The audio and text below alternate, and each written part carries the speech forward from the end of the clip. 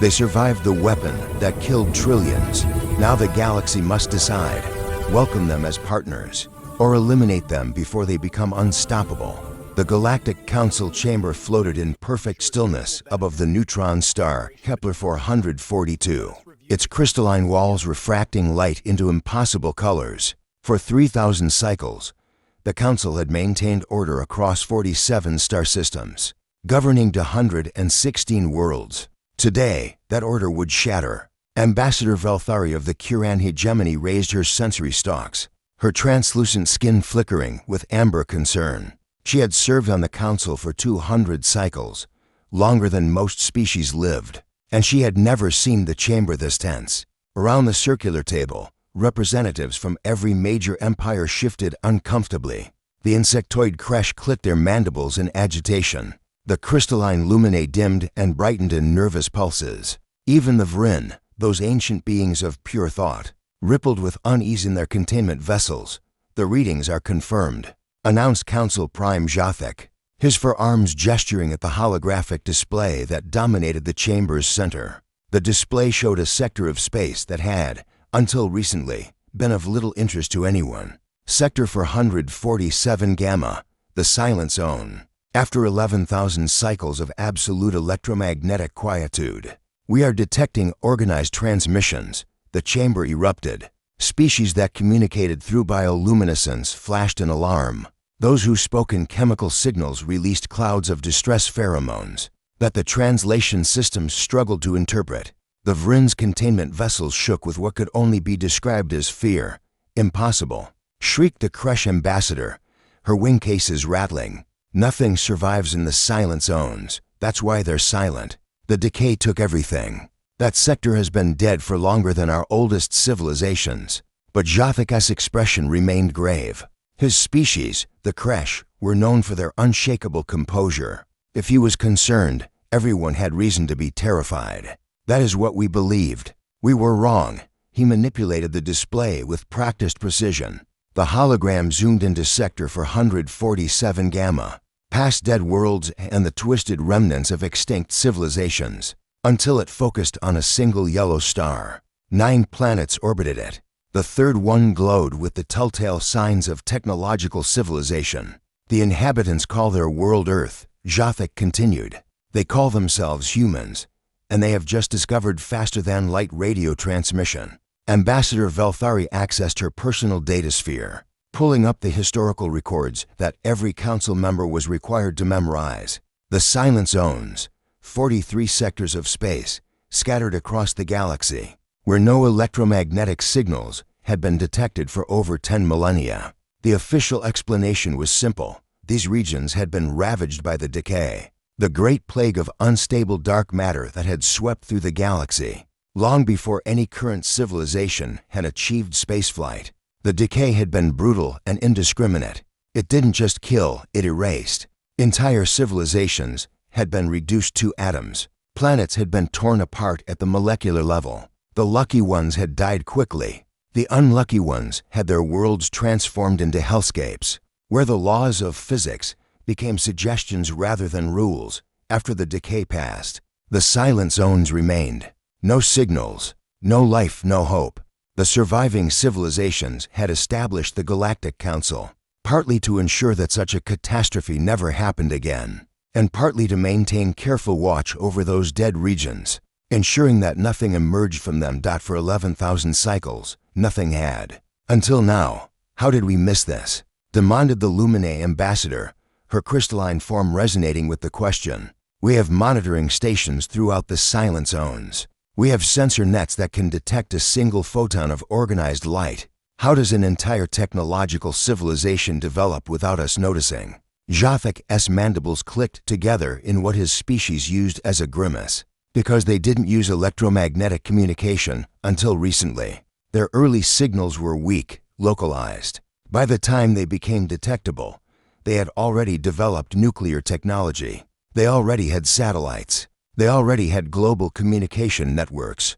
We didn't miss their development. We missed their entire history. He pulled up another display. This one showed Earth in greater detail. Lights clustered across the continents. Satellites swarmed in orbit. Valthari could see the unmistakable signatures of fission reactors, advanced computing systems, and something that made her sensory stalks retract in horror. Chemical rockets actively launching into space. They're in their atomic age, breathed the Kresh ambassador. A species in the atomic age, developing in a silent zone, completely unknown to the Council. That's not the worst part, Japhet said quietly. He pulled up a timeline, and Valthari felt her 3 hearts skip a beat. According to our analysis of their electromagnetic emissions and carbon dating of their artifacts, humans achieved agricultural civilization approximately 12,000 cycles ago. They developed writing 8,000 cycles ago. They discovered electricity and began their industrial revolution a mere 250 cycles ago. The implications hit the chamber like a physical blow. Species around the table began calculating, comparing the timeline to their own histories. The Quran had taken 40,000 cycles to go from agriculture to spaceflight. The Kresh had taken 35,000. Even the precocious Vryn, those ancient and mighty beings, had required 28,000 cycles. That's impossible, Valthari heard herself say. No species develops that quickly. The biological adaptations alone, the social structures, the technological prerequisites, and yet, Japhet interrupted. In the last 100 cycles, they have developed atomic energy, digital computing, satellite technology, and have begun preliminary exploration of their own solar system. They have split the atom. They have mapped their own genome. They have connected their entire world through a digital network. He paused, letting the weight of his next words settle on the chamber. And 3 cycles ago, they successfully tested a theoretical faster-than-light communication system based on quantum entanglement. The test lasted only microseconds, but it worked. They achieved what took the rest of us thousands of cycles of research. They did it in less than a century. The Council erupted into chaos. Every representative began shouting at once, their various forms of communication creating a sensory overload that forced the translation systems to temporarily shut down. Valthari watched as Japhet simply waited, his forearms folded, until the noise subsided into a terrified silence. "There's more," he said. And Valthari wondered how there could possibly be more. "We've analyzed their cultural transmissions, their entertainment media, their historical records. The humans have a concept they call science fiction. They imagine their future. They dream of the stars. And in those dreams, they have independently theorized technologies that took our civilizations tens of thousands of cycles to develop." The hologram shifted to show images pulled from human broadcasts. Massive ships traveling between stars, artificial gravity, energy shields, teleportation, artificial intelligence, genetic engineering, nanotechnology. Some of these were technologies the Council possessed. Some were theories the Council's best scientists were still working on. And some were concepts so advanced that Valthari couldn't even understand them. They imagine it. Then they build it, Japhet continued. They theorize it, then they prove it. They dream it, then they make it real. And they do it fast. Faster than any species we've ever encountered. The Vryn ambassador finally spoke, its thoughts rippling through the translation matrix with an emotion that Valthari had never heard from the ancient beings before. Fear. They are the breakers. The old texts spoke of them. Species that develop too quickly, that push too hard, that break the natural order. They don't evolve with their technology. They force their technology to evolve for them. The old texts also say what happens to breakers. The Kresh ambassador added, her voice hollow. They break themselves. They destroy their worlds. They burn too bright and die too young. Perhaps, Japhet said. Or perhaps they break everything else instead. He pulled up one final image. It was a human artifact, transmitted through their electromagnetic signals.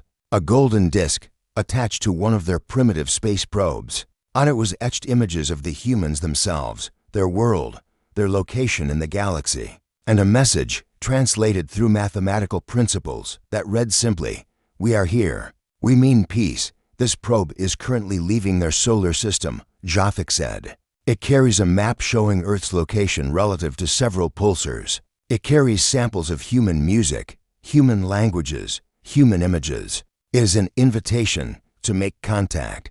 they're broadcasting their location to the entire galaxy. Velthari whispered in horror. Do they not know? They don't know anything, Jathik interrupted. They don't know about the Council. They don't know about the Silent Zones. They don't know about the Decay. They don't know that there are 47 empires watching them right now, trying to decide what to do about them. They are innocent, ignorant, and they are developing technology that could reshape galactic civilization. He looked around the chamber, meeting the eyes of every representative present. So the question before us is simple. What do we do about the humans? Far from the Council chambers, in the warm moon of Kresh 7, General Thax'kor watched the same data with very different thoughts. Her species, the Kresh, had not achieved their position as one of the galaxy's premier military powers through hesitation. They had achieved it through decisive action and overwhelming force. The holographic display in her command center showed Earth rotating slowly, vulnerable and unaware. A single world, barely defended, inhabited by a species that had yet to achieve spaceflight. By any military calculation, they were no threat. They could be neutralized in a matter of days, perhaps hours. But General Thax'kor had not survived 300 campaigns by ignoring instinct, and her instinct was screaming warnings. She manipulated the display, zooming in on Earth's surface. The more she looked, the more concerned she became. The humans had divided their world into nearly 200 separate nations, and at least 30 of those nations possessed nuclear weapons. They were fragmented, constantly engaged in small conflicts, unable to unite even in the face of shared challenges. And yet, paradoxically, that fragmentation seemed to drive their innovation. She pulled up the records of their most recent conflicts. The Kresh had been observing Earth's electromagnetic signals for several cycles now, ever since the monitoring station had detected the surge in organized transmissions. What they had found disturbed her more than she cared to admit. Humans had been in a state of total war twice in their recent history. They called these conflicts world wars, and the scale of them was staggering for a pre-spaceflight civilization. In their first world war, they had mobilized tens of millions of soldiers, developed chemical weapons, created weapons of mass destruction, and killed approximately 40 million of their own kind. 25 cycles later, they had done it again. The Second World War had been even more devastating. Nearly 80 million dead, cities reduced to rubble, and at the end of it, they had deployed atomic weapons, twice, against civilian populations, not as a last resort in a losing war, but as a calculated decision to end the conflict quickly. The Kresh prided themselves on their military efficiency, but even they had never weaponized atomic energy. The cost, the risk, the sheer destructive potential made it impractical for anything but deterrence. The humans had used it, twice, in the same war, with no apparent hesitation. And then, less than 30 cycles after nearly destroying themselves, they had landed on their own moon. They had taken the same rocket technology they developed to deliver nuclear weapons across continents, and used it to put 12 of their kind on the surface of Luna. Not for military purposes, not for resources, but because they wanted to, because they could, because they dreamed of the stars and wouldn't let anything stop them from reaching up to touch them. General Thax'kor pulled up another file, this one detailing human technological development. The pattern was clear and terrifying. Humans didn't innovate linearly. They innovated in explosive bursts, usually driven by conflict or competition. War pushed them to develop radar, jet engines, rockets, nuclear energy, computers. The competition to reach the moon had driven advances in miniaturization, materials science, and computing that had applications far beyond spaceflight. They use war to drive innovation. Her second-in-command observed, reading over her shoulder. They turn conflict into progress. No, General Thax'kor corrected. They turn everything into progress. War, peace, competition, cooperation. They adapt, constantly, relentlessly. They don't wait for their biology to evolve. They force their environment to change for them. She pulled up a comparison chart. It took the Kresh 15,000 cycles to develop space-worthy materials. The humans had done it in less than 50. It took the Kresh 20,000 cycles to develop digital computing. The humans had done it in 30. It took the Kresh 8,000 cycles to map their own genome. The humans had done it in less than 60. if we're going to act, her second-in-command said quietly, we need to do it now. Before they achieve spaceflight, before they spread beyond their world. A preemptive strike, surgical and complete. General Thax'kor considered this. It would be easy. A few kinetic bombardments from orbit. Target their major population centers, their industrial complexes, their nuclear arsenals before they could launch. The humans would be extinct before they even knew what was happening. Problem solved, but something stopped her. Some instinct, honed over 300 campaigns, that whispered a warning she couldn't ignore. What if we attack, and we don't get them all? She asked, what if some survive? What if we make them angry? Then we finish them, her second said simply. But General Thax'kor kept staring at the data, at the pattern of explosive innovation, at the way humans adapted to threats, at the way they turned every setback into a stepping stone. She thought about a species that had split the atom less than a century after discovering powered flight, a species that had gone from their first computer to a global digital network in 60 cycles, a species that dreamed of the stars and made those dreams real through sheer force of will. What would that species become if it survived an extinction-level attack? What would they turn into if someone gave them a reason to be angry, a reason to innovate, a reason to reach the stars not out of curiosity, but out of survival? I'm recommending to the Council that we observe but don't act, she said finally. At least, not yet. Her second-in-command's mandibles clicked in surprise. General, that's not like you. I've survived 300 campaigns because I know when to fight and when to be patient. General Thax'kor replied, and every instinct I have tells me that if we attack these humans, one of two things will happen. Either we'll wipe them out completely, in which case we destroy what might be the most innovative species the galaxy has ever seen, or we won't and will create an enemy that will stop at nothing to destroy us in return. She turned away from the display. Let the Council debate. Let the diplomats talk. But prepare our fleets anyway, because one way or another, the humans are going to change everything. In the floating markets of Quora Prime, Merchant Princess Sullivanna was making very different calculations. While the Council debated and the military prepared, those who truly ran the galaxy were doing what they always did, analyzing the profit potential. The Quran hegemony had not become the wealthiest civilization in known space through military might. They had done it through trade, negotiation, and a fundamental understanding that everything, absolutely everything, had a value. The question of the humans was not whether they were dangerous. The question was whether they were profitable. Sullivan's personal analysis chamber was a marvel of technology, a sphere of perfect darkness in which holographic data floated like jewels in the void. She had been studying the human problem for 3 cycles now, ever since the news had leaked from the Council. And what she was seeing excited her more than any business opportunity in her long life. She pulled up a 3-dimensional model of galactic trade networks. The established routes between Council species were shown in blue. Solid, predictable, profitable but stagnant. The galaxy's economy had been essentially flat for the last 1,000 cycles. The same species bought the same goods at the same prices using the same routes. It was stable. It was boring. And it was strangling innovation. Now she overlaid human technological development onto the model, and the projection made her species equivalent of a smile. If humans maintained their current rate of innovation, they would achieve practical spaceflight within 50 cycles. They would develop faster than light travel within 200 cycles. And they would need everything. The humans had resources on their world that were common throughout the galaxy.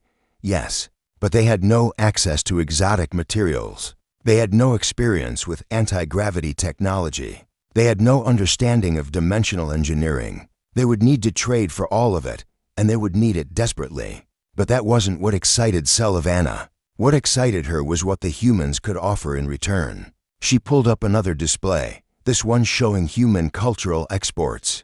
Their music, their art, their stories, their concepts. The diversity was staggering. The Council species had been trading with each other for so long that their cultures had begun to homogenize. Quran music sounded like Kresh music sounded like Lumine music because they'd been sharing and influencing each other for millennia. But human culture was young, wild, diverse, constantly evolving. More importantly, humans were imaginative in ways that other species weren't. The Council species had learned to be cautious, conservative. They innovated slowly, carefully, building on established foundations. Humans threw ideas at the wall to see what stuck. They took insane risks. They combined concepts that no rational species would combine. Sullivan pulled up a file on human technology and felt that thrill of recognition again. The humans had independently developed something called crowdsourcing, where they let millions of individuals contribute to solving problems. They had developed open-source sharing of information, where innovations were freely distributed. They had developed a global network where anyone could share ideas with anyone else instantly. The Council species hoarded knowledge. They kept their innovations secret, protected by corporate interests and government security. It made sense. It was rational. It was profitable. But it also meant that innovation was slow, controlled, and expensive. The humans gave it away. For free, they published their research openly. They shared their discoveries. They built on each other's work at speeds that should have been impossible. And somehow, paradoxically, this made them innovate faster than species who were trying to keep their knowledge secret. What would happen if you introduced that philosophy to galactic trade? What if human-style open innovation met Kuran-style market efficiency? The potential returns were astronomical. Of course, there were risks. The humans were unpredictable. They might refuse to trade on favorable terms. They might develop their own spacefaring infrastructure and become competitors rather than customers. They might even become hostile if they learned about the Council's existence and felt threatened by it. But Sullivan had built her fortune on calculated risks, and every calculation she ran came back positive. The key was to make contact early, on favorable terms. Establish trade relationships before the humans achieved independent spaceflight. Become indispensable to them, so that when they finally did reach the stars, they would see the Kuran as partners rather than threats. She composed a message to her allies in the Council. The military could debate threat assessment all they wanted. The diplomats could worry about protocols and procedures. But the Kuran knew the truth. The humans were going to reach the stars, whether the Council wanted them to or not. The only question was whether the galaxy would be ready to profit from it when they did. Sullivan smiled her species equivalent of a smile. She had already started buying up the exclusive rights to rare elements that humans would need for spaceflight. She had already begun negotiations with independent colonies outside Council space, establishing trade posts and routes that would lead to Earth. She had already hired human cultural consultants, individuals who had been monitoring Earth's broadcasts and studying human psychology, economics, and social structures. The Council could panic. The military could prepare. But the Kuran would do what they always did. They would adapt, they would trade, and they would profit. And if the humans were half as innovative as they appeared to be, there would be profit enough for everyone. While empires debated and merchants calculated, Dr. Kyler of the Luminae Archaeological Institute was making a discovery that would change everything. His team had been excavating one of the dead worlds in Sector 447 Gamma for 2 cycles, studying the civilization that had once thrived there before the Decay had taken them. The world's designation was R447G7, though Kyler's team had taken to calling it Echo, because its ruins seemed to whisper fragments of the past. It had been a beautiful world once, temperate and lush, home to a civilization that had achieved significant technological advancement before the Decay had found them. The ruins suggested a culture that had valued art and science in equal measure, that had built cities of elegant design and had reached for the stars with both hands. But Echo held a secret, one that Kyler had uncovered in a subterranean vault that had somehow survived the Decay's touch. It was a data archive, partially corrupted but still partially functional. The information inside had made Kyler's crystalline form pulse with such intensity that his team had thought he was suffering some kind of medical emergency. He stood now in his research lab, staring at the translated data, unable to fully process what he was seeing. His 3 most trusted colleagues stood with him, equally stunned. "It can't be real," Dr. Lynch whispered. The implications are that everything we know is wrong," Kyler interrupted. The Decay wasn't a natural phenomenon. It was weaponized, the data was fragmentary, but what survived told a horrifying story. 11,000 cycles ago, the galaxy had been very different. There had been no council. There had been no established empires. Instead, dozens of competing civilizations had been rapidly expanding, colonizing systems, developing increasingly advanced technology. And one of those civilizations, the archive called them the Arbiters, had decided that the galaxy was becoming too crowded, too chaotic, too dangerous. They had seen what happened when young species developed advanced technology too quickly. Wars that sterilized entire systems, weapons that could tear holes in spacetime, technologies that threatened the very fabric of reality. So the Arbiters had created the Decay, a weapon of unimaginable power, designed to sweep through the galaxy and eliminate any civilization that showed signs of developing too quickly. It was self-propagating, self-targeting, and absolutely merciless. It had killed trillions. It had erased hundreds of civilizations. It had left behind the silent zones as a warning to those who survived. The Arbiters themselves had not survived. The data suggested they had been consumed by their own weapon, a fitting irony that gave Kyler no satisfaction. But the Decay had done its work. The surviving civilizations had been traumatized, cautious, slow to innovate. They had formed the Council specifically to ensure that no one ever developed technology too quickly again. But here's what terrifies me, Kyler said, pulling up another section of the archive. The Arbiters kept records, lists of civilizations they had targeted, lists of civilizations they had destroyed, and lists of civilizations that they had attempted to destroy but couldn't. He displayed the final list. It was short. Only 5 species had survived direct exposure to the Decay. 4 of those species were now extinct, destroyed by other means or by their own hand. But one entry on the list made Kyler's form flicker with fear. Subject species 447G3. Carbon-based bipeds. Homeworld, 3rd planet from yellow dwarf star. Status, Decay deployment unsuccessful. Reason, species demonstrated unprecedented adaptability and resilience. Survived initial exposure. Recommend quarantine and long-term observation. Final note, if this species ever develops spacefaring technology, recommend immediate suppression by any means necessary. The timestamp on the entry was 10,847 cycles ago. The coordinates matched Earth exactly. The humans survived the Decay, Dr. Lynch said, her voice hollow. They survived the weapon that killed hundreds of civilizations. More than survived. Kyler corrected. According to this, the Decay should have killed every living thing on Earth. It was designed to break down complex organic molecules, to reduce civilizations to their component atoms. The humans were hit with it.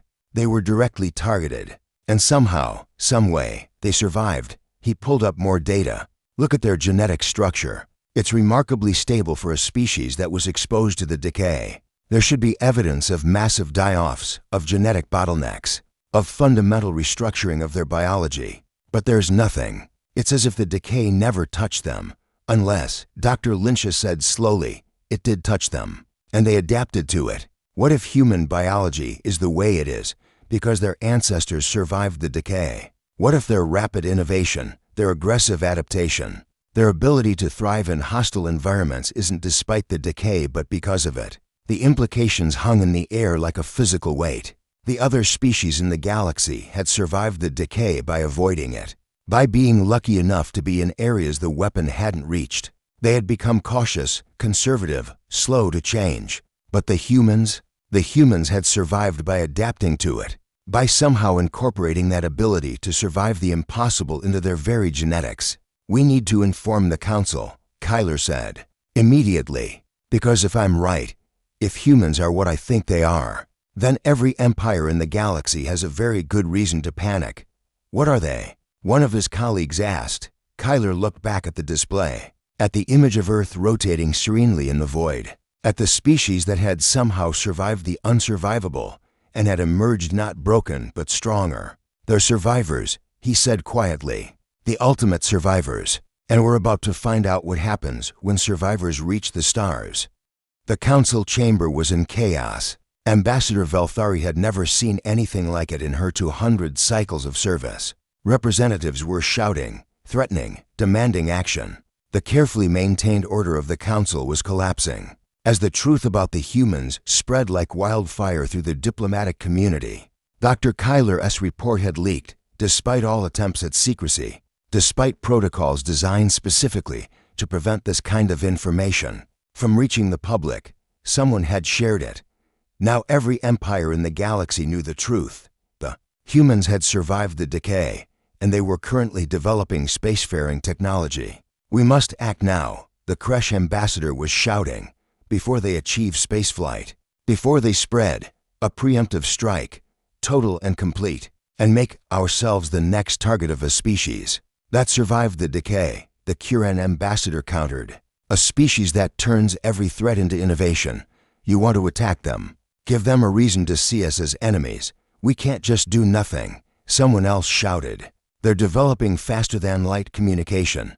They'll have FTL travel within 200 cycles.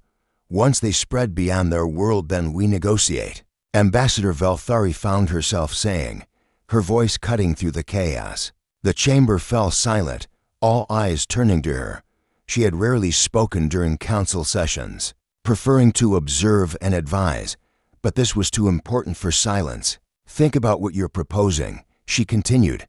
"A military strike against a species that survived the most powerful weapon ever created.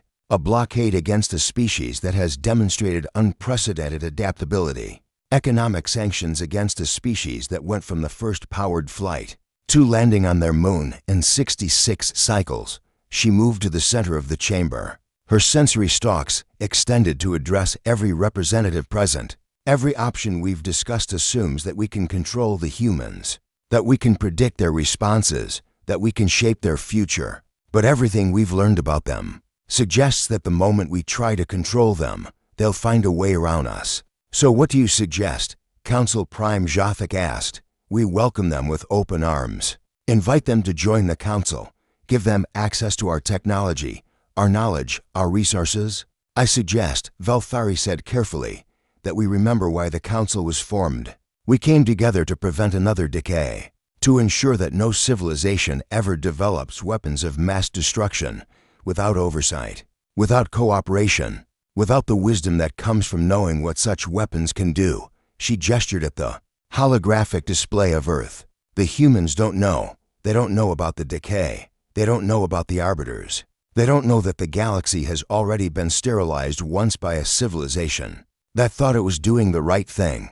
They're developing nuclear weapons, genetic engineering, artificial intelligence, all without understanding the historical context that makes us so cautious. Which is exactly why they're dangerous," someone shouted, or Valthari countered. "It's exactly why we need to make contact, not to threaten them, not to control them, but to teach them, to share our history, to show them what happened the last time species developed too quickly without cooperation. And if they refuse to listen," the Kresh ambassador demanded, "if they see our contact as a threat, if they decide we're competitors to be eliminated." Valthari had no easy answer for that, but as she looked around the chamber at the representatives of 47 empires, all of them afraid of a single species that didn't even know they existed yet, she realized something profound. "We're assuming the humans will be hostile because we're already hostile to them," she said quietly.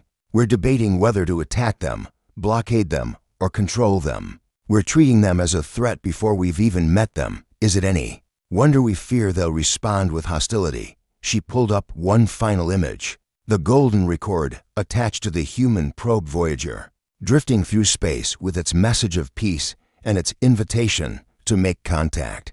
"They reached out first," she said. "They said we are here. We mean peace. Maybe we should take them at their word. Maybe we should try something that the galaxy hasn't tried in 11,000 cycles. Trust." The chamber fell silent. Valthari could feel the weight of history pressing down on them all. A decision made here, now, would echo through the ages. Attack, and they might destroy the most innovative species the galaxy had ever seen. Attack, and they might create an enemy that would never forgive, never forget. Wait, and the humans might develop beyond the Council's ability to influence them. Wait, and they might spread across the galaxy unchecked, or trust. Take a leap of faith with a species that had survived the impossible. Welcome them as partners rather than control them as subjects. And hope, desperately hope, that humanity's response to trust would be trust in return. I call for a vote, Council Prime Jothic said, his voice heavy with the gravity of the moment. All those in favor of Ambassador Velthari's proposal to make peaceful contact with humanity. Indicate now. The voting began, round the chamber.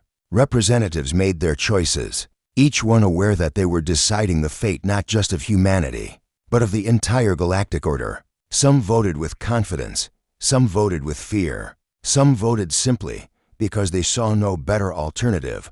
When the count was finished, the result was narrow. 24 empires voted for contact, 23 voted against. The galaxy had decided, by the slimmest possible margin, to extend a hand to humanity rather than a weapon. The motion passes, Jothic announced. We will make contact.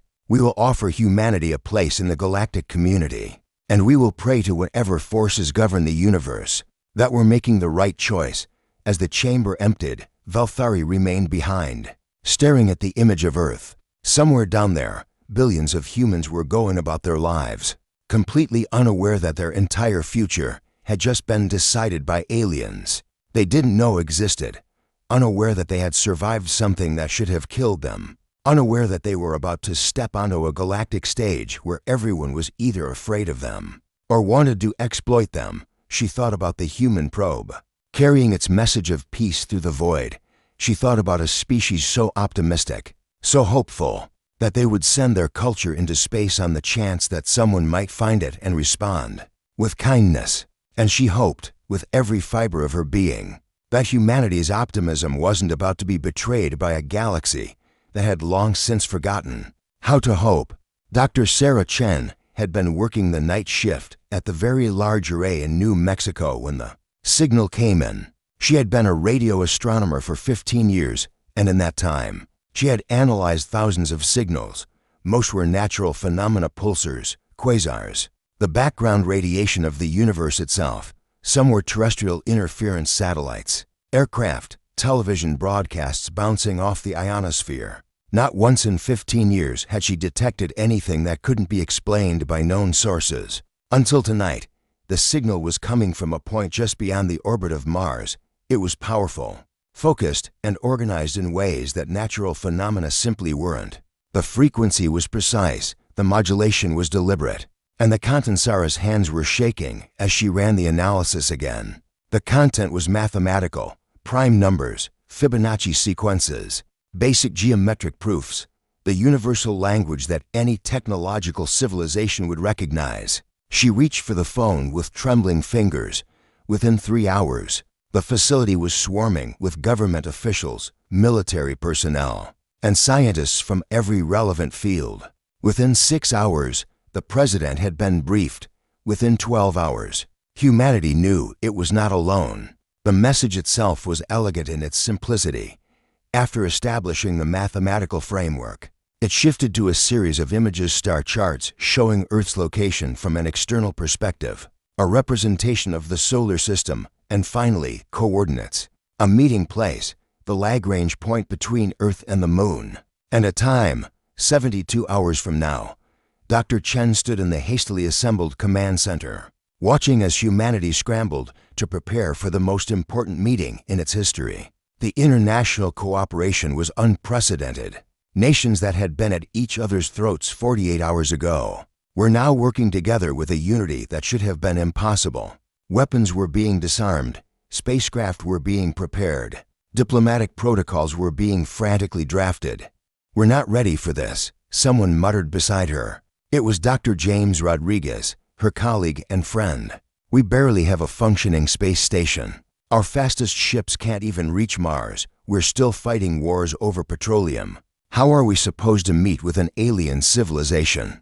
Sarah watched the controlled chaos around her. Scientists arguing about translation protocols, military officers debating defensive postures, diplomats trying to decide who should speak for humanity when humanity had never agreed on anything. "Maybe that's exactly why they chose now," Sarah said quietly.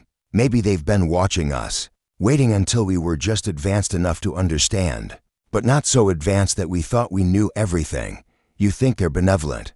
James asked. Sarah thought about the message, about the choice to announce their presence rather than simply arrive, about the 3-day warning that gave humanity time to prepare rather than forcing a confrontation, about the mathematical language that invited dialogue rather than demanded submission. "I think," she said slowly, "that they're careful, which means they know something about us that makes them want to be careful. The question is, what?" Ambassador Marcus Webb had been the UN Special Envoy for Humanitarian Affairs, which he had always thought was the most important job in the world. Now, as he sat in the crew cabin of the hastily modified Orion spacecraft, he realized how laughably provincial that thought had been. The most important job in the world? He was about to represent all of humanity to an alien civilization, and he had less than 3 days to prepare. The delegation was intentionally diverse. Scientists, diplomats, military advisors, cultural representatives. 12 people chosen to speak for 8 billion. Marcus knew it was inadequate, knew that no 12 people could possibly represent the full complexity of human civilization.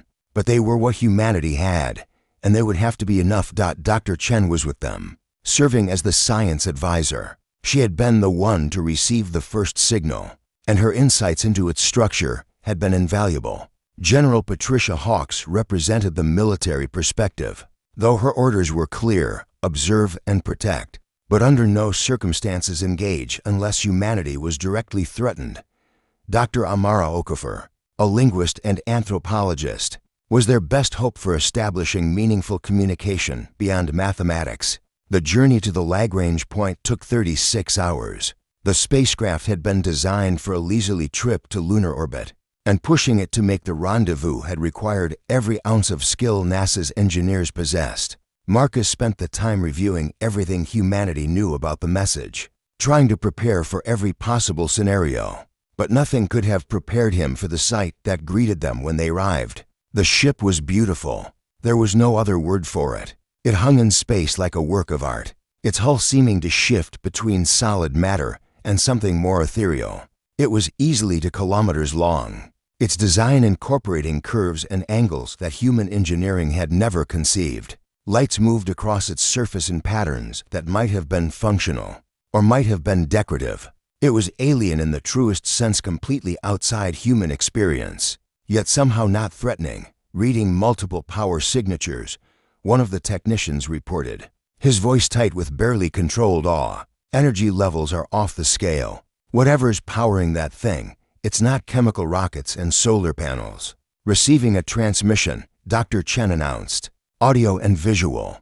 They're using our communication protocols. They learned our languages from our broadcasts." Marcus took a deep breath. "Put it through." The screen flickered, and Ambassador Marcus Webb found himself looking at the first alien he or any human had ever seen in real time. She was tall, her body covered in what looked like translucent skin that shifted through subtle shades of amber. Her head was crowned with what Marcus's brain kept trying to classify as sensory stalks, moving independently as if tasting the electromagnetic spectrum. She had 3 eyes, ranged in a triangle on what he supposed was her face, and when she spoke, her voice was surprisingly gentle.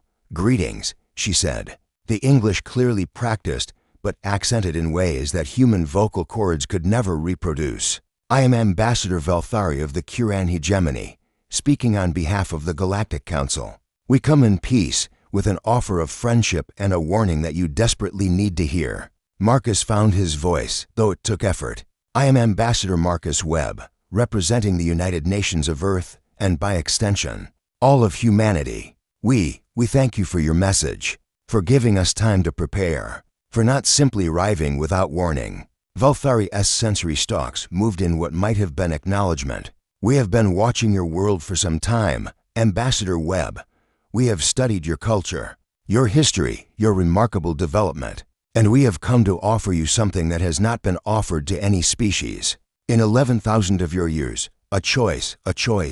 Marcus asked carefully. "The galaxy you are about to enter is not empty," Valthari said. "It is home to 47 starfaring civilizations, governing over 100 worlds. We have rules, protocols, technologies beyond your current understanding. We can offer you all of this, We can share our knowledge, accelerate your development, welcome you into the community of civilized species. Orsh paused, and Marcus sensed this was the crucial moment. Or you can choose isolation. We will leave your system, establish a quarantine zone, and allow humanity to develop at its own pace, in its own way, without outside interference. You will reach the stars alone, through your own efforts. It will take longer. It will be harder, but it will be yours. Marcus glanced at his team. Dr. Chen looked stunned. General Hawks was calculating, already running tactical assessments. Dr. Okafor was frantically taking notes, analyzing Valthari's body language and speech patterns for cultural context. Why? Marcus asked finally. Why offer us a choice? Why not simply make contact on your terms? Valthari's form flickered with colors that Marcus was beginning to recognize as emotional expression. What he was seeing looked like a combination of respect and fear. Because, she said quietly, you survived the decay, and that makes you unique in ways you cannot yet understand. The conference room aboard the Council ship was designed to accommodate multiple species, which meant it was uncomfortable for all of them. Marcus sat in a chair that was slightly too tall, at a table that was slightly too wide, breathing air that had been carefully balanced to be acceptable to carbon-based life forms, but ideal for none of them. Around the table sat representatives from 6 different civilizations. Valthari had explained that the full council was too large for practical first contact, so she had brought delegates from the major factions. Each one looked like something from a dream or nightmare, depending on your perspective.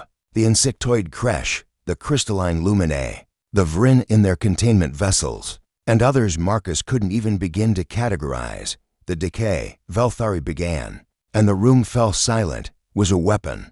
It was created 11,000 of your years ago by a civilization that called themselves the Arbiters. They believed the galaxy was becoming too dangerous, too chaotic. Too many species were developing advanced technology too quickly. Wars were breaking out. Weapons of mass destruction were being deployed. The Arbiters decided to solve the problem by sterilizing the galaxy. She brought up a holographic display that showed the galaxy as it had been 11 millennia ago. Hundreds of points of light, each representing a civilization. The decay swept through the galaxy like a plague. It targeted any civilization that showed signs of advanced technological development. It was designed to break down complex organic molecules, to reduce entire worlds to their component atoms. It was unstoppable, self-propagating, and absolutely merciless. The display changed, showing the aftermath. Most of the lights had gone dark. Only a few remained, scattered and isolated. The survivors formed the council. We established protocols to ensure that no species would ever develop dangerous technology without oversight again. We became cautious, conservative. We learned to innovate slowly, carefully, with constant consideration of the consequences. Marcus listened, his mind racing. You're saying humanity was targeted by this decay? Yes, Valthari said. 10,847 years ago. Your world was directly hit. According to the records we've discovered, the decay was specifically deployed against your planet. It should have killed everything. Every living organism larger than bacteria should have been reduced to atoms. But we're here, Dr. Chen said quietly. Yes, Valthari agreed. You're here. Somehow, impossibly, humanity survived. Not just survived, thrived. And we need to understand how, because it changes everything we thought we knew about the decay, about evolution, about what's possible. General Hawks leaned forward, her military instincts sharp. You're afraid of us. Yes, Valthari said simply. There was no point in denying it. A species that can survive the unsurvivable, that innovates at speeds that should be impossible, that goes from the first powered flight to landing on your moon in 66 years. Yes, we're afraid. Every empire in the galaxy is afraid. Is that why you're offering us a choice? Marcus asked. You think if you try to control us, we'll rebel? If you try to contain us, we'll break free? So you're hoping that by offering us partnership, we'll be grateful enough to play by your rules? The room fell silent. Marcus could see he had struck a nerve. The alien representatives shifted uncomfortably in their various ways. Some on the council think that, yes, Valthari admitted. Some think we should welcome you because you'll be useful allies. Some think we should welcome you because it's the right thing to do. And some think we should have destroyed your world before you achieved spaceflight, and are horrified that we didn't. But you? Marcus pressed. What do you think? Valthari's sensory stalks extended fully. A gesture Marcus was learning meant complete honesty. I think humanity represents something the galaxy hasn't seen in a very long time. Potential. Not just potential to create, but potential to change. The Council has been static for thousands of years. We maintain order, yes, but we've forgotten how to grow. We've become so afraid of another decay that we've stopped taking the risks necessary for real progress. She gestured to the holographic display of Earth. Your species doesn't have that fear because you don't know the history. You take risks because you don't know their risks. You innovate because you don't know it's impossible. And somehow, incredibly, it works. You've developed technology in decades that took us millennia. Not because you're smarter than us, but because you're not afraid to fail, so you want to study us. Dr. Okafor said, her anthropologist's instincts recognizing the pattern. We're interesting specimens. No, Valthari said firmly. We want to learn from you. There's a difference.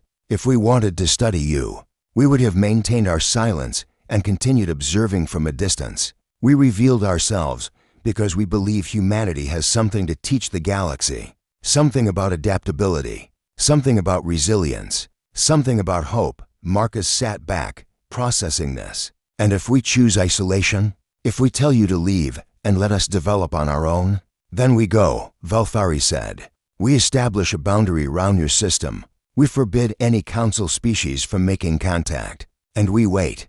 In a few centuries, maybe a millennium, you'll develop faster than light travel on your own.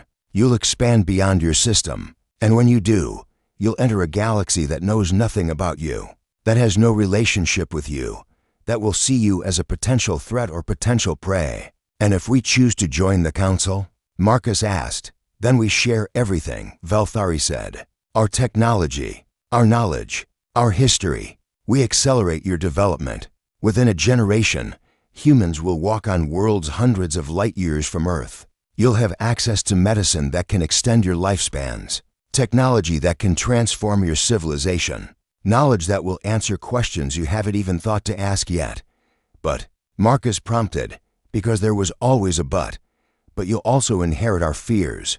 Valthari said quietly, our caution, our protocols, our rules about what technology is too dangerous to develop.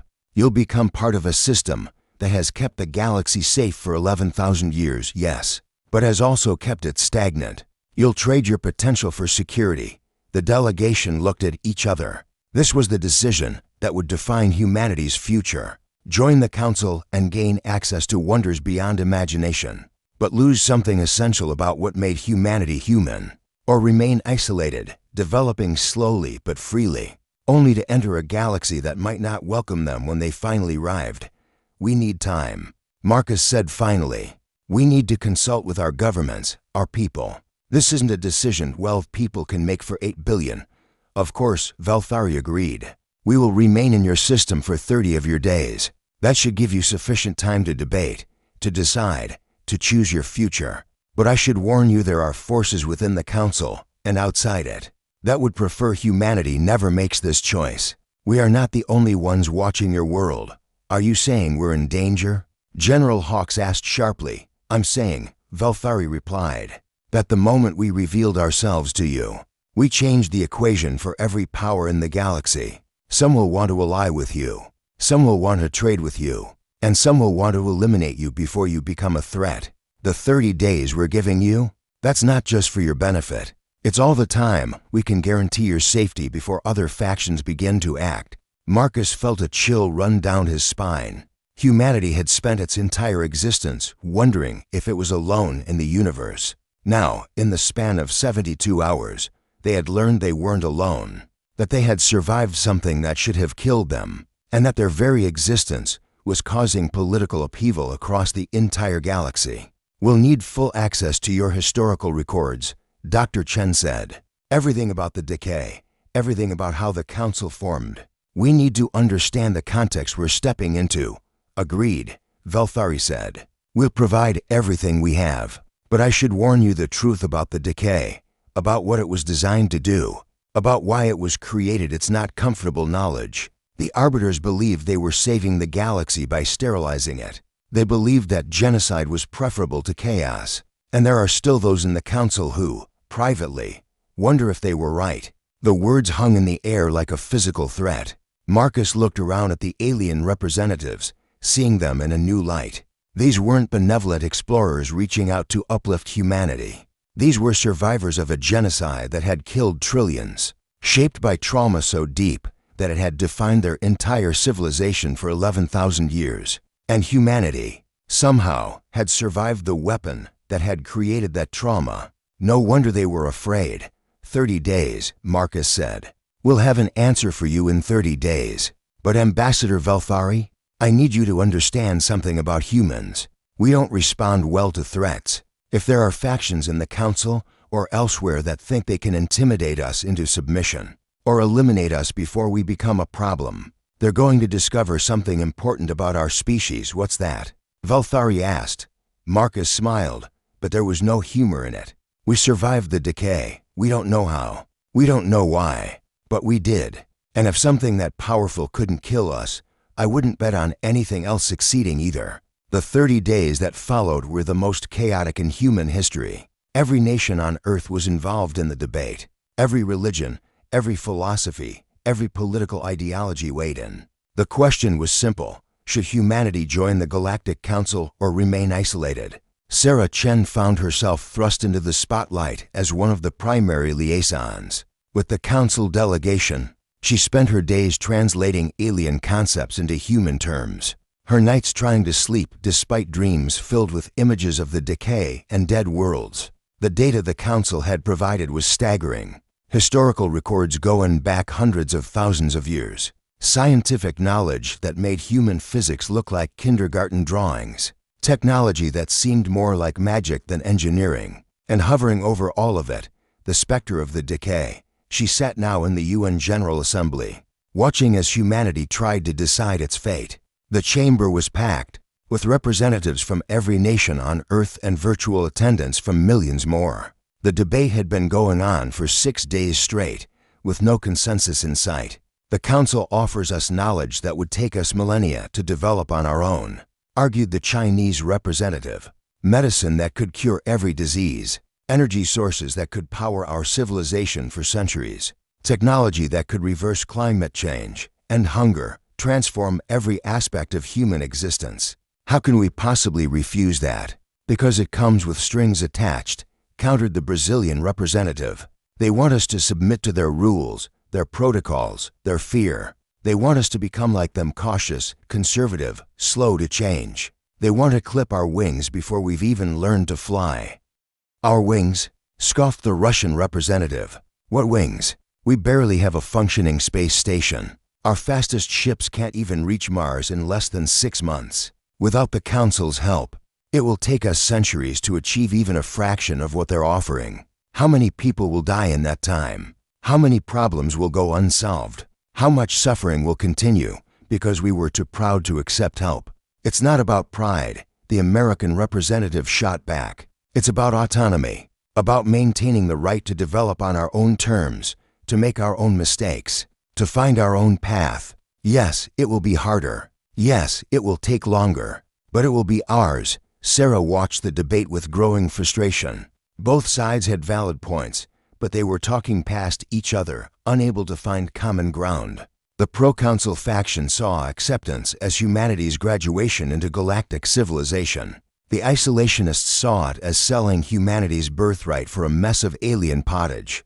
Dr. Rodriguez leaned over to whisper in her ear. They're not going to reach a consensus. Not in 30 days. Maybe not ever.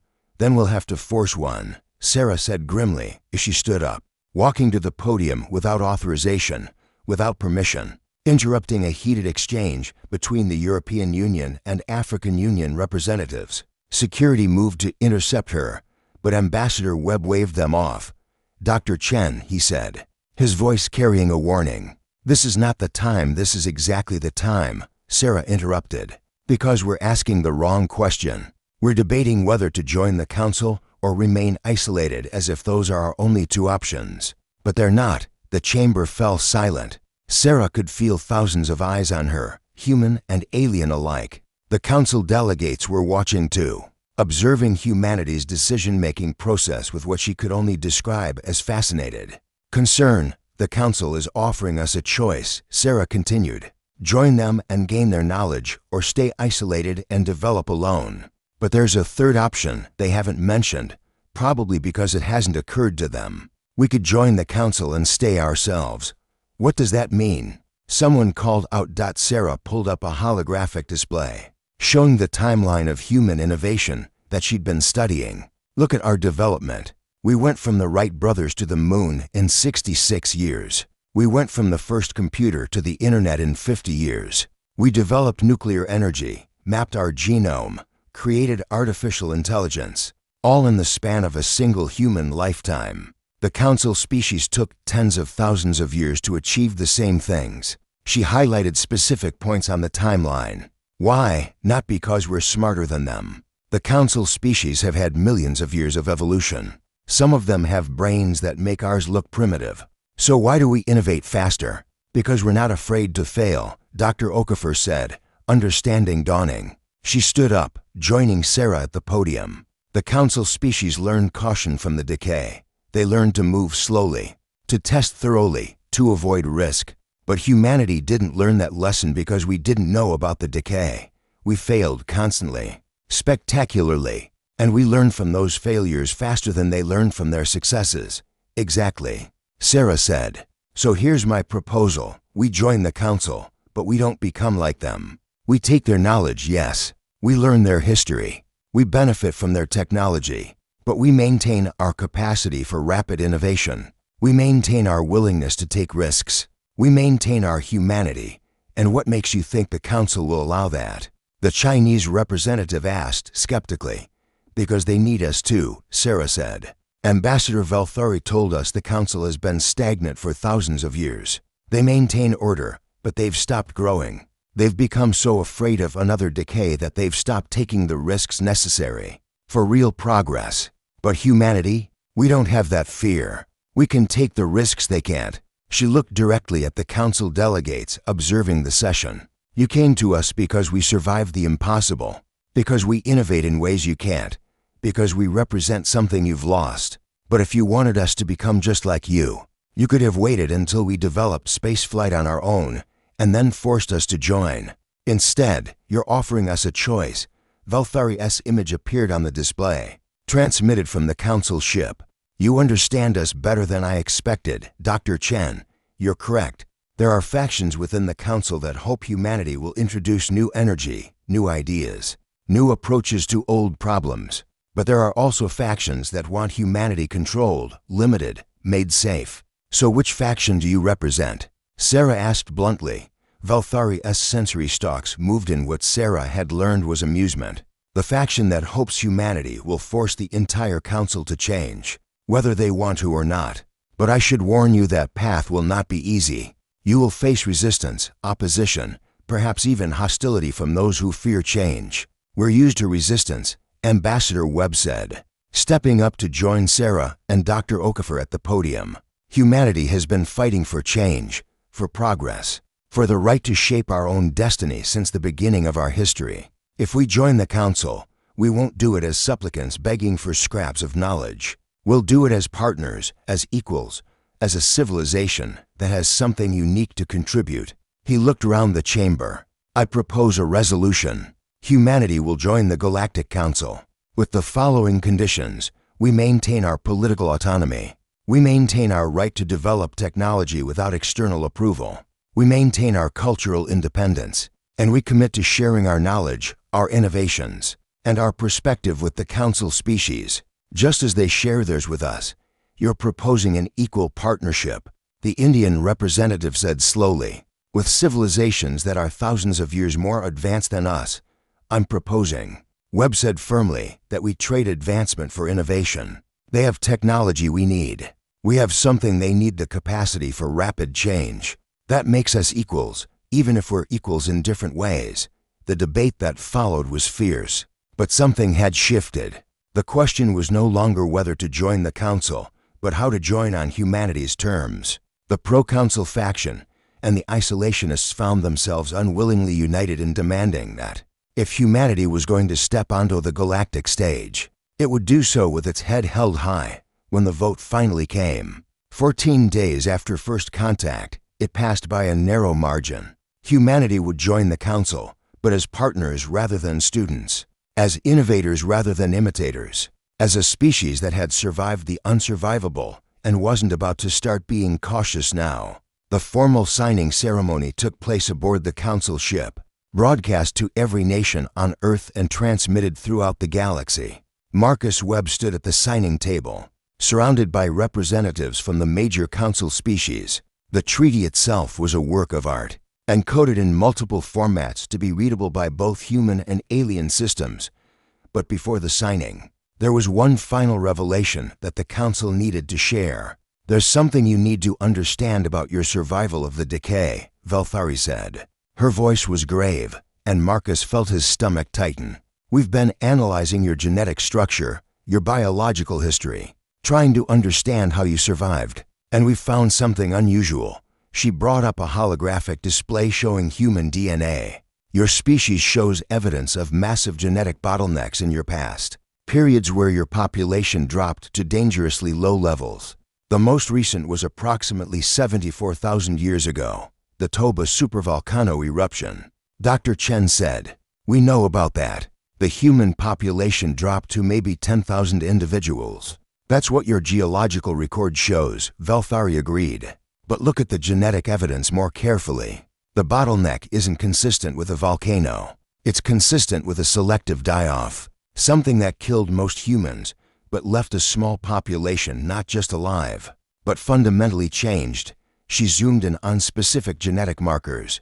"You have genetic sequences that shouldn't exist in a naturally evolved species, repair mechanisms that are far more robust than they should be, adaptive capabilities that border on impossible, and all of them date to approximately 75,000 years ago." Marcus felt cold. "You're saying the Decay didn't fail to kill us. It did kill us. Most of us, we think," Velthari said carefully, "that the Decay succeeded in doing exactly what it was designed to do. It killed 99.9% of humanity. But that 0.1% that survived, they didn't survive by accident. They survived because they adapted. In the middle of dying, your species evolved. And what emerged from that near extinction was humanity as you know it today." "That's impossible," Dr. Rodriguez protested. "Evolution doesn't work that way. You can't adapt to a threat while it's killing you." "Normally, no," Velthari agreed. "But the Decay wasn't a normal threat. It was designed to break down organic molecules, yes. But it was also self-replicating, adaptive, learning. And apparently, somewhere in the process of destroying humanity, a small subset of humans learned from it. They incorporated its adaptability. They became, in a very real sense, survivors forged in the fire of the galaxy's most powerful weapon." She looked at Marcus with something like awe. "That's why you innovate so quickly. Why you adapt so readily. Why you turn every threat into an opportunity. It's literally encoded in your DNA. You're not just a species that survived the Decay. You're a species that was transformed by it, that emerged from it carrying echoes of its power." The implications were staggering. Humanity's entire civilization, everything that made humans human, was the result of the galaxy's most devastating weapon. They were survivors in the truest sense, shaped by trauma into something new. "Does the Council know this?" Marcus asked. "Now they do," Velthari said. "We transmitted our findings. As part of the treaty negotiations, some are excited, some are terrified. All of them understand what it means." "What does it mean?" Marcus asked quietly. Velthari's sensory stalks extended fully. "It means that humanity isn't just joining the Council. It means humanity is the first species in 11,000 years to carry the genetic legacy of the Decay. You're proof that survival is possible, that adaptation is possible, that the galaxy's greatest nightmare can be overcome, and that changes everything." She gestured to the treaty. "This document isn't just about humanity joining the Council. It's about the Council accepting that change is possible, that growth is possible, That they don't have to live in fear of their past forever. You're not just members, you're hope. Marcus picked the signing implement, a device that would record his authorization in formats readable throughout the galaxy. He thought about the billions of humans watching, about the weight of history, about the species that had died so that humanity could be here. He thought about the survivors of Toba, the 10,000 who had endured the unendurable and passed on their resilience to every generation that followed. And he signed. The treaty was ratified in an instant, transmitted simultaneously to every council world. Humanity was now officially part of the Galactic Council. But more than that, humanity was now officially the galaxy's greatest hope and its greatest fear. As the ceremony concluded and the delegates began to disperse, Valthari approached Marcus privately. "There's one more thing you should know," she said quietly. "The vote to make contact with humanity, it passed by a single vote. 24 empires voted yes, 23 voted no, and 3 abstained, which in council politics essentially means no. You need to understand nearly half the galaxy didn't want you here. They're afraid of what you represent, what you might become. Are you one of them?" Marcus asked. Valthari's form flickered through colors Marcus couldn't interpret. "I'm terrified of humanity. Every rational analysis says you're dangerous, unpredictable, potentially destabilizing to the entire galactic order.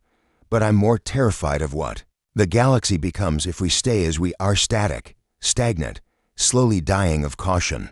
So yes, I voted for contact, and I'll spend the rest of my life either being vindicated or watching humanity prove my worst fears correct." She turned to leave, then paused. "Welcome to the galaxy, Ambassador Webb. Try not to break it." Marcus watched her go, then looked out the viewing port at Earth hanging in the distance. Somewhere down there, 8 billion humans were celebrating, mourning, arguing, hoping. They didn't know yet about the genetic legacy of the Decay. They didn't know about the political opposition they faced. They didn't know that half the galaxy saw them as a threat. But they would learn, and when they did, they would do what humans had always done when faced with the impossible. They would adapt. They would innovate. They would survive. Because that's what humans did. The human embassy on Council Station Alpha was the newest structure on the ancient station, and it looked at where the other embassies were elegant, conservative, built to last for centuries. The human embassy was constantly changing. New wings were added. Old sections were renovated. The design was aggressive, modern, almost defiant in its youth. Ambassador Sarah Chen, she'd been promoted after Marcus Webb retired, stood in her office, watching the daily chaos of galactic politics. In 5 years, humanity had gone from unknown to unavoidable. Human ships were in every system. Human traders were on every world. Human innovations were disrupting markets, challenging assumptions, breaking rules that had stood for millennia. The galaxy, predictably, was in a state of controlled panic. Some council species had embraced humanity. The Quran were making fortunes trading human innovations. The Luminae were fascinated by human culture. Even some of the Vrin had begun to warm to humanity's chaotic energy, but others remained hostile. The Kresh military viewed humanity as a threat. Several conservative empires had closed their borders to human contact. There had been 3 assassination attempts on human diplomats in the past year alone, and there were rumors of an anti-human coalition forming. Species who wanted humanity expelled from the council, or worse. Sarah didn't care. Let them plot. Let them scheme. Humanity was here to stay. A chime announced a visitor. Valthari entered, her sensory stalks moving in the pattern Sarah had learned meant both greeting and concern. "We need to talk," Valthari said. "The council has received a report from the outer sectors. One of the silent zones has gone active. Sector 891 Delta. Electromagnetic signals, chemical rockets, nuclear weapons." Sarah felt her pulse quicken. "Another species breaking the silence. Possibly," Valthari said. "Or possibly something else. The patterns are different from humanity's. More aggressive, more militarized. The council is debating how to respond, and they want humanity's input." Sarah guessed. "Some do," Valthari said. "Others think humanity has already done enough damage to galactic stability. But yes, Council Prime is requesting human representation at the emergency session." They want to know how you think we should handle a second species emerging from a silent zone. Sarah thought about it, about humanity's own emergence, about the fear and hope it had inspired, about the treaty signed 5 years ago that had changed the galaxy forever, about the responsibility that came with being the first. Tell the Council, she said finally, that humanity recommends we do exactly what you did for us. We offer them a choice. We don't try to control them. We don't try to contain them. We meet them with open hands and honest warnings, and we trust that they, like us, will rise to the occasion. Valthari's form flickered with what Sarah had learned was approval. The isolationists in the Council won't like that answer. The isolationists in the Council, Sarah said with a smile, are going to have to get used to being disappointed. Because if there's one thing humanity has taught the galaxy in 5 years, it's that the universe rewards boldness more than caution. She looked out her window at the station, at the ships coming and going, at the representatives of 47 civilizations trying to adapt to a galaxy. That humanity had changed forever. 5 years ago, you told me to try not to break the galaxy, Sarah said. How are we doing? Valthari's sensory stalks moved in what Sarah recognized as her species' version of laughter. You're breaking it thoroughly and irreparably. Human innovations have disrupted 17 major industries. Your cultural exports have caused 3 different political revolutions. Your scientists have disproven 2 theories that the Council accepted as fundamental truths. For thousands of years, and your entertainment media, she paused. Her form flickering with colors Sarah couldn't quite interpret, has somehow become the most popular content across 47 star systems. So, business as usual, Sarah asked with a grin. Business as usual for humanity. Valthari agreed, which is to say, chaos incarnate. But I should tell you something. Last month, the Council's research division achieved a breakthrough in dimensional engineering that they'd been working on for 3,000 years. Do you know what finally made it work? Sarah shook her head. A human intern suggested they try approaching the problem from a completely different angle. She said, and I quote, "What if we're overthinking this? 3,000 years of careful research solved by a 23-year-old human who suggested they were overthinking it." Valthari moved closer to the window, looking out at the station. The galaxy is changing, Sarah, faster than it has in 11,000 years. And yes, it's chaotic. Yes, it's destabilizing. Yes, there are factions that would like nothing more than to force humanity back to Earth and seal your system behind an impenetrable barrier. But, Sarah prompted, but we're alive again, Valthari said quietly. For 11,000 years, the Council has been maintaining order, preventing conflict, avoiding risk. We've been so afraid of another decay that we forgot how to live. And then humanity arrived, and suddenly we remembered what it was like to dream, to take risks, to reach for something we couldn't quite grasp and refused to give up until we held it. She turned to face Sarah. Do you know what the most popular phrase is across Council space right now? It's a human expression.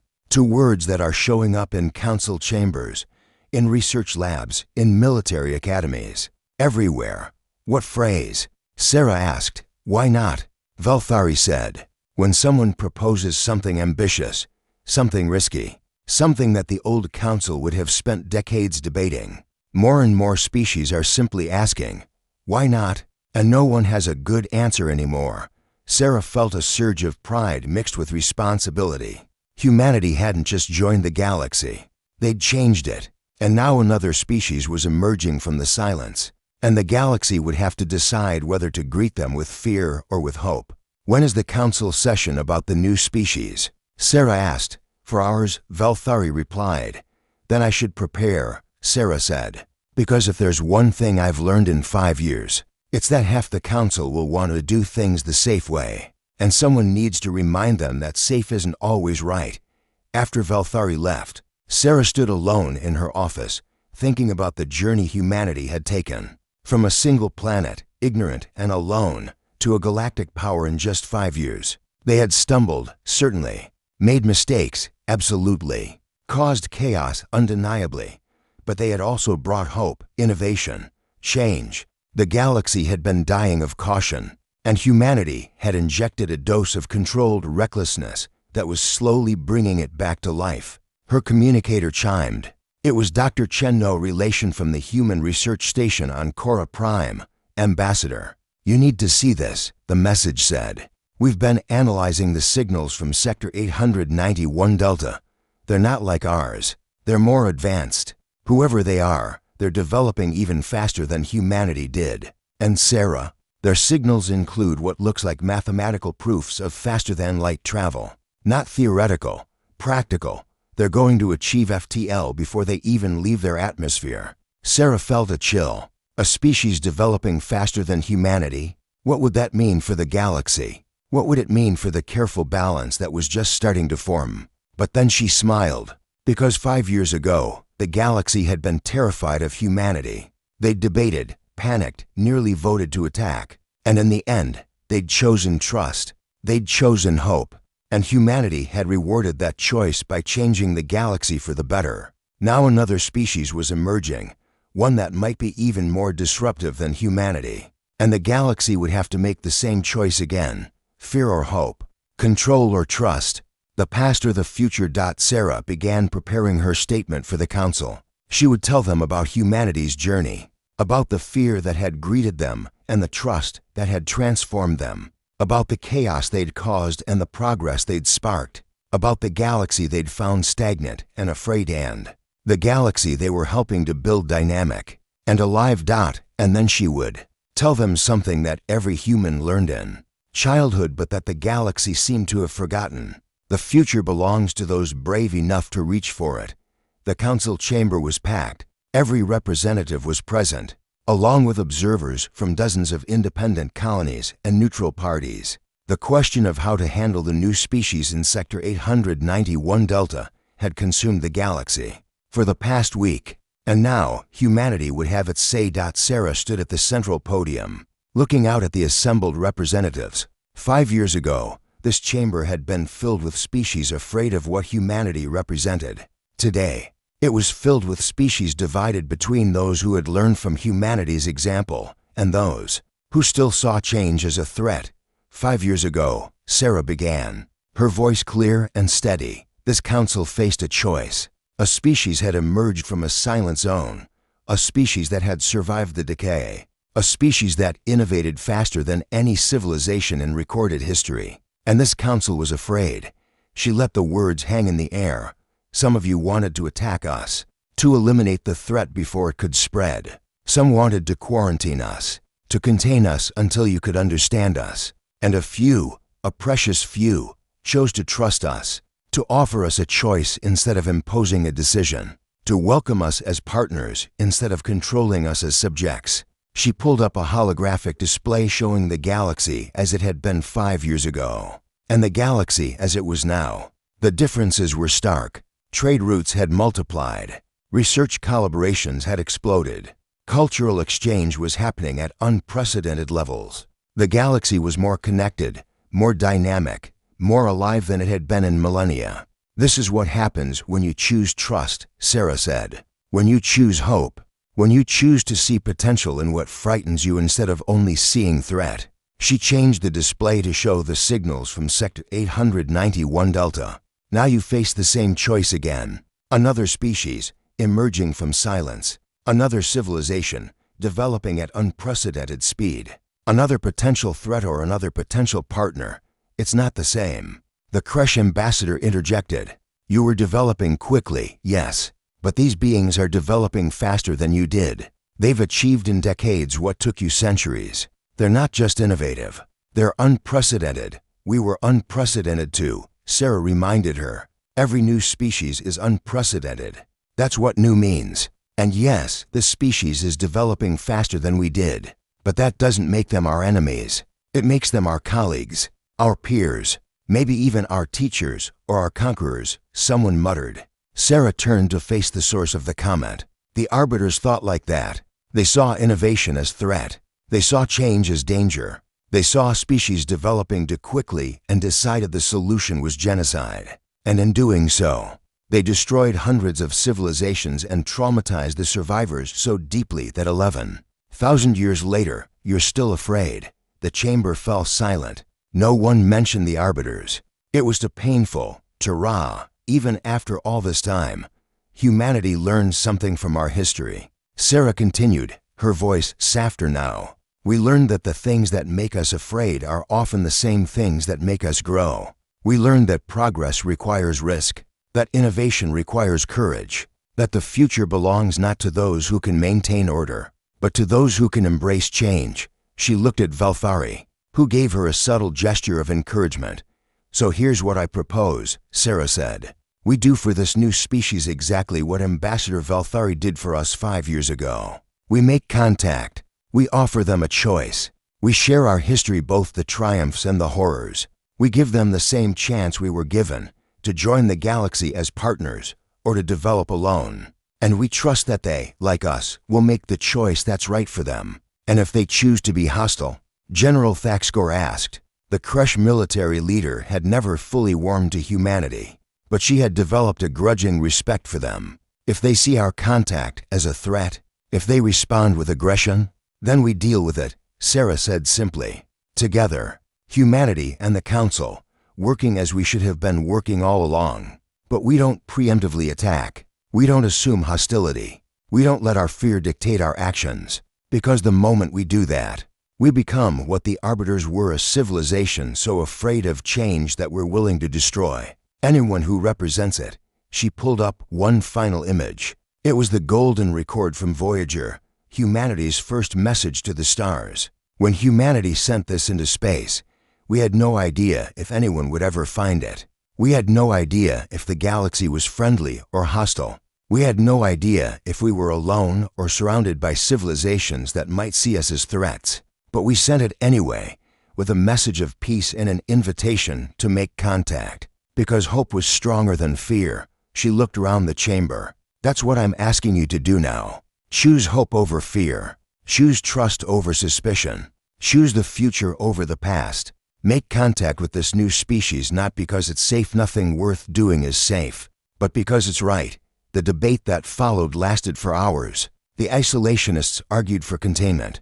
The militarists argued for caution. The conservatives argued for delay. But slowly, gradually, the tide turned. Species that had learned from humanity spoke up.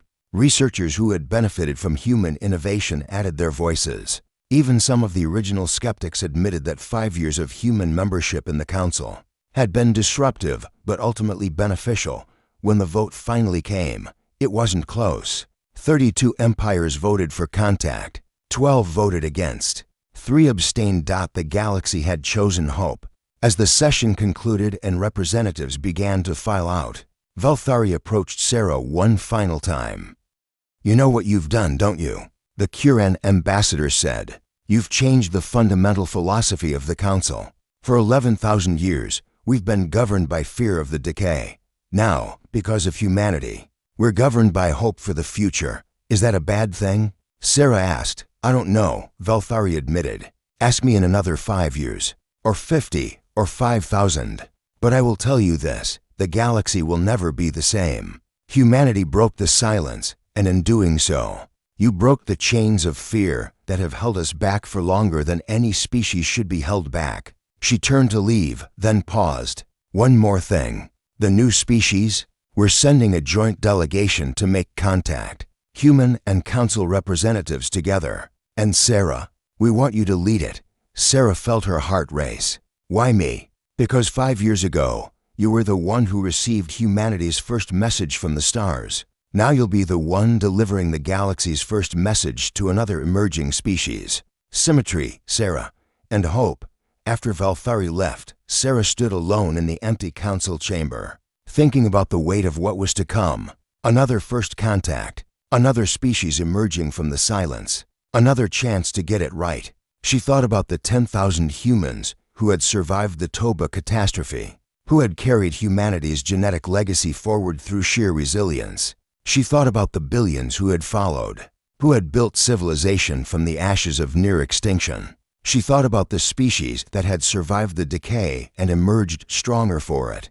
And she thought about the new species waiting in Sector 891 Delta, unaware that their emergence had caused panic and hope in equal measure across the galaxy, unaware that their future would be shaped by the choice the Council had just made, unaware that humanity, the galaxy's youngest member, would be the one to greet them and offer them the same choice humanity had been given. The future was uncertain. It always was. But for the first time in 11,000 years, the galaxy was facing that uncertainty not with fear, but with hope. And that, Sarah thought, was worth every moment of chaos humanity had caused. She pulled up the image of Earth on the holographic display one final time. Her home world, the planet that had survived the unsurvivable, the world that had broken the silence and, in doing so, had taught the galaxy to hope again. "We did it," she whispered to the empty chamber. "We actually did it." And somewhere, in the vast darkness between the stars, another civilization was taking its first tentative steps toward the cosmos. Another species was breaking the silence. Another hope was being born. The galaxy held its breath and waited to see what would happen next. When humans broke the silence, every empire began to panic. But when the panic faded, what remained was something the galaxy hadn't felt in 11,000 years. The belief that tomorrow could be better than today. And that was the most dangerous thing humanity ever brought to the stars. Not weapons, not technology, but hope from the human legacy. 5 millennia of galactic transformation. By Council historian Jacques 7. Published 5,000 years after first contact.